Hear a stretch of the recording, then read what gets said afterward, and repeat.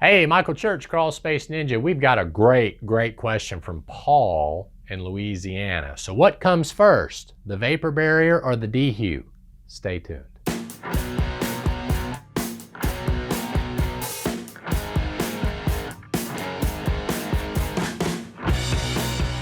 Okay, Paul, sounds like you're on a limited budget and you want to know what's the best first action to take.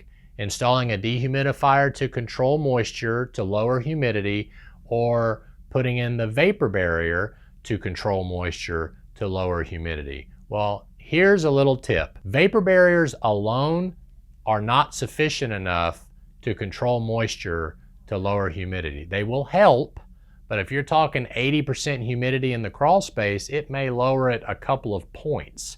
The thing the vapor barrier is designed to do is to slow the evaporation. It does not completely stop moisture from getting through it, because chances are there's a gap here, a slice there, whatever. It may not be attached properly to the wall, so some can get from up behind the wall. So dehumidifier would be my recommendation, first choice for controlling humidity. If you're on a limited budget, I recommend you seal all the vents, put in an AVS, an active ventilation system, one of those Lamanco fans, stick a dehumidifier down there, and let that dude get the humidity under control. And then when you have the ability, you can put in a vapor barrier. Now, I will say that dehu may never shut off, because it's trying to get all of the moisture out of the ground.